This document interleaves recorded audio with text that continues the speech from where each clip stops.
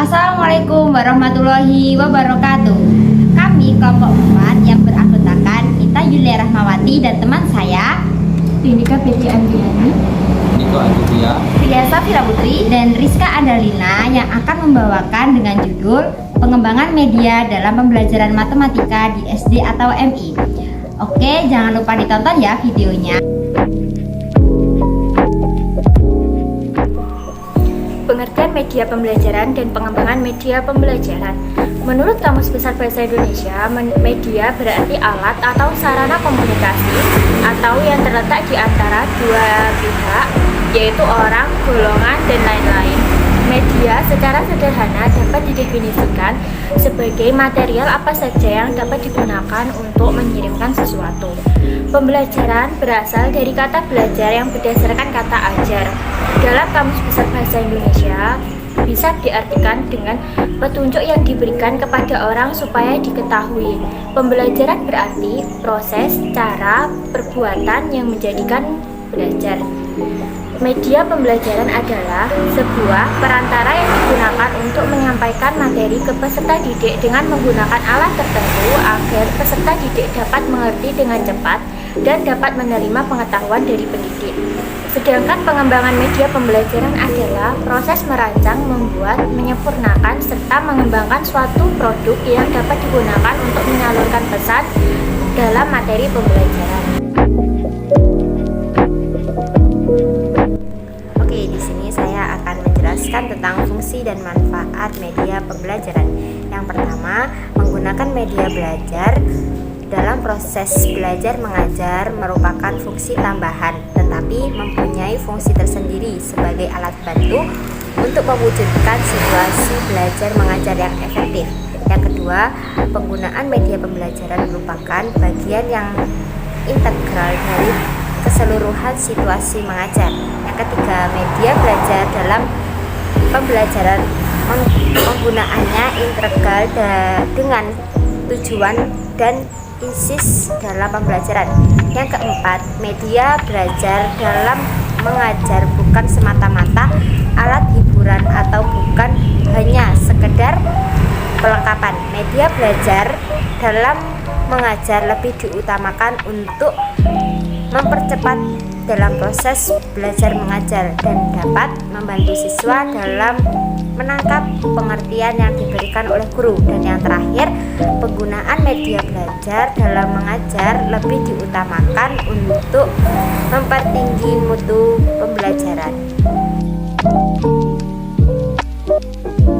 Oke, selanjutnya yaitu peran media dalam pengembangan pembelajaran matematika di SD. Yaitu ada 3 macam. Yang pertama, alat bantu belajar. Yang kedua, alat komunikasi. Yang ketiga, alat untuk menumbuhkan ciptaan baru.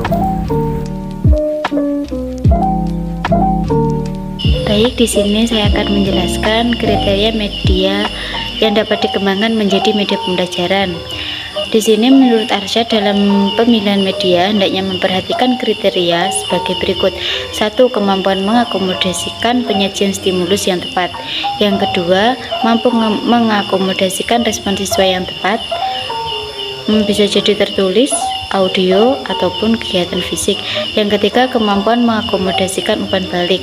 Yang keempat, pemilihan media utama dan media sekunder untuk penyajian informasi atau stimulus dan untuk latihan dan juga untuk tes. Yang kelima, tingkat kesenangan dan keefektifan biaya. Selain kriteria di atas, ada beberapa kriteria yang perlu diperhatikan oleh guru dalam memilih dan menggunakan media pembelajaran, yaitu 1. Tujuan, yang kedua efektivitas, yang ketiga kemampuan guru dan siswa, yang keempat fleksibilitas, yang kelima kesediaan media, yang keenam manfaat, dan yang ketujuh kualitas. Dan yang terakhir adalah contoh pengembangan media pembelajaran matematika dan penyelesaiannya di NI atau SD. Dalam pembelajaran matematika, biasanya murid akan merasakan bosan atau kurang paham terhadap materi matematika. Dan guru juga memiliki beberapa problem, misalnya adalah kurangnya biaya dalam pembuatan media atau teknologi yang kurang maju, dan juga kekurangpahaman siswa terhadap penjelasan dari guru. Berikut adalah contoh pengembangan media yang ada dalam matematika. Yang pertama ada pengembangan media audiovisual, di mana dalam pengembangan media ini mengandalkan pada penglihatan dan juga pada pendengaran. Contohnya adalah video maupun televisi.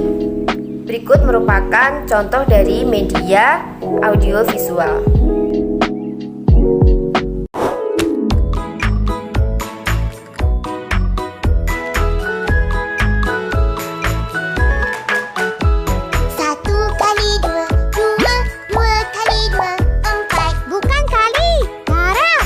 Kali ke darab sama je.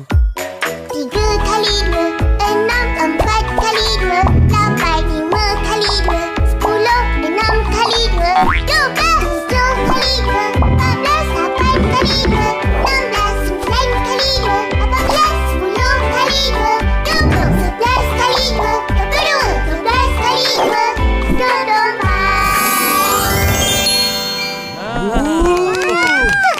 Yang kedua adalah pengembangan media visual. Kalau pengembangan media visual ini mengandalkan kepada indera penglihatan. Dalam pengembangan media visual ini dapat meminimalisir biaya karena barangnya terdapat pada sekitar rumah atau juga dapat menggunakan barang-barang yang sederhana. Berikut merupakan contoh dari pengembangan media visual.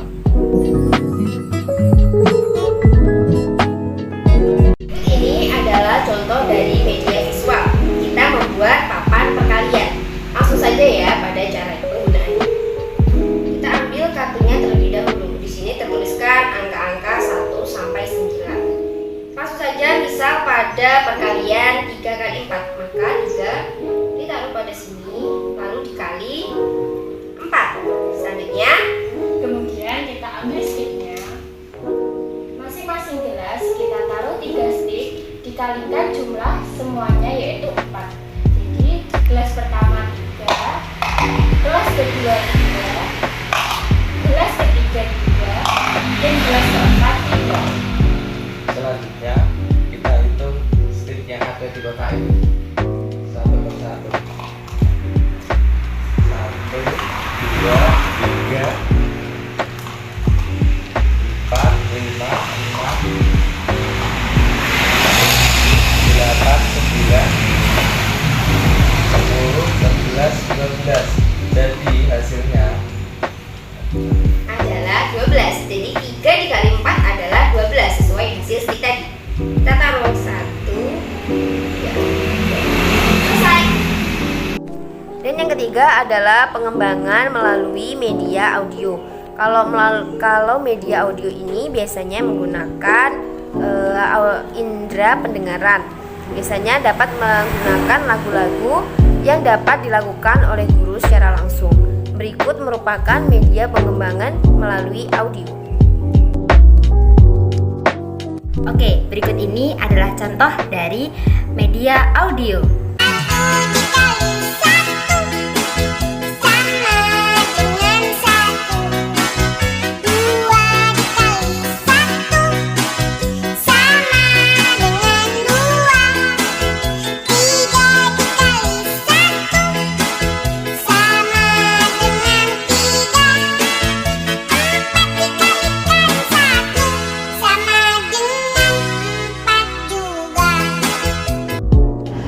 Oke, mungkin sekian video dari kami. Semoga video kami bermanfaat untuk kita semuanya. Sekian, terima kasih. Wassalamualaikum warahmatullahi wabarakatuh.